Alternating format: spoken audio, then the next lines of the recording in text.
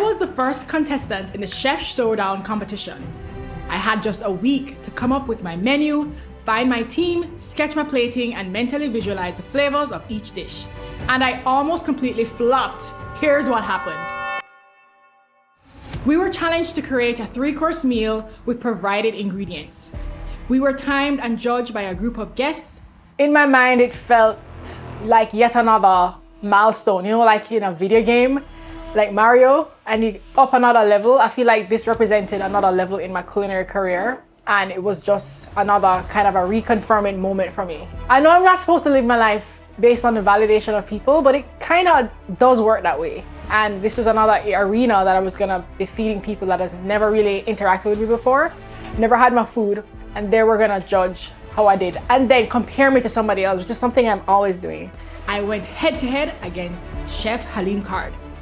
Feeling so nervous and I don't want to be here, I don't want to be here.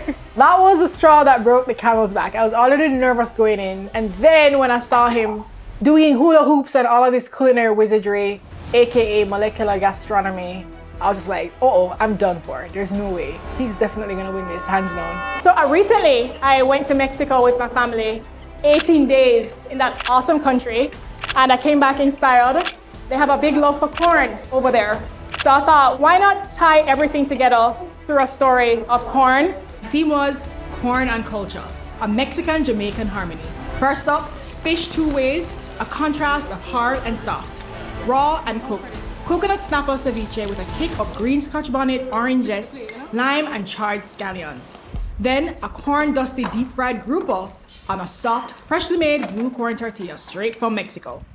My sauces were my signature salsa roja and a pineapple cilantro salsa. Amazing!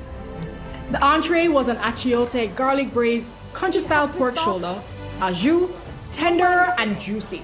I served this with a spiced hominy corn skillet, crispy pork skin succotash, and a phenomenal freshly baked cheddar biscuit and wilted buttery callaloo. Everything was a symphony of flavors. Dessert was a corn cake topped with chocolate ice cream, spicy chocolate ganache, caramelized corn clusters, strawberries, and a passion fruit jam. Pancakes are a tricky thing. Like, they seem simple and they're a mainstay in every household, but cornmeal, working with corn, can be super volatile, and when it's ready, it's like very temperamental. It's a tricky thing to use because it's so coarse and absorbs a lot more liquid. So if the ratios are off, if you don't have enough leavening, aka baking powder or baking soda, it can throw off everything. It was to be a fiesta in your mouth, but then things went seriously wrong. I should have just baked some cupcakes. We reach a dessert course now. Then we dropped the first one, and the pan is just not, I don't know, it didn't seem hot enough. We had like 3 different pans going. We do not flatten pancakes. They need to be as fluffy as possible. We had like 15 minutes left to get everything out, and the pancake wouldn't bubble up. It just wasn't rising, and it was kind of really thick. Tried flipping it and it was sticking to the pan, and I was like, oh my gosh, oh my gosh, oh my gosh, this is not happening. My worst nightmare is happening, and the people are there waiting for their dessert. And I'm just thinking, this is over. They're gonna flop completely, and we're just gonna have to send them out with cornflakes and ice cream. I had accepted my fate. I was just like, yeah, it's done. I'm not gonna win now. Oh boy, the corn cake batter didn't rise because of the inactive baking powder or something like that. I was surely busting a sweat trying to fix it.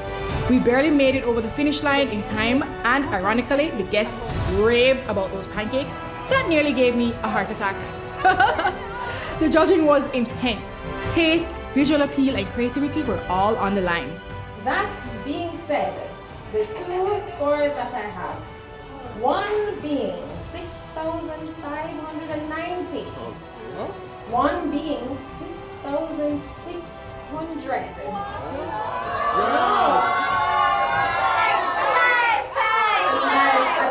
And off they went. To my surprise, at the end of the night, people were saying those pancakes were amazing. They were raving about them. It's not just, oh yeah, they're okay. Like, people were like, that dessert was amazing. The pancakes, oh my gosh. I'm like, yeah, it's the brown butter. So I was like, you know, maybe God kind of sprinkled his mercy on those pancakes. And the winner is Chef. Yeah, it kind of reminded me of a Lyles and Thompson situation. Like they were so neck and neck, it was kind of hard to tell.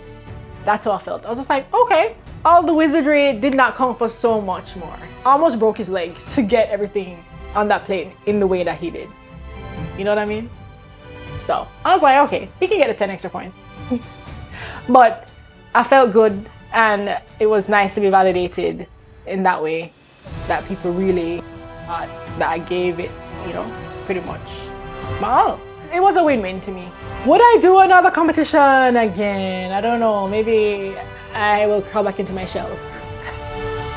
Some people are saying you should enter Chop Canada. I know, that's what you want.